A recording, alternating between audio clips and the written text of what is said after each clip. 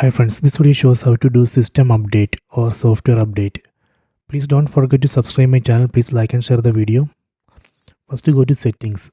Select the settings icon.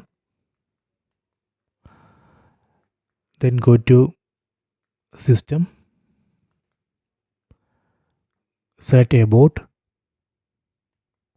Select system update. So right now it's checking for update. Please wait.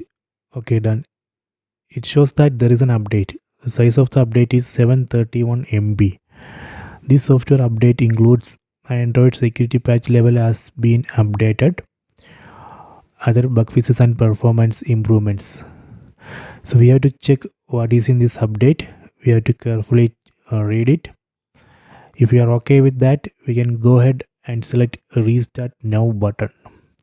Then it would download and install this software update in this TV. So this way we can check for software update, then download and install it. Okay, so please check it.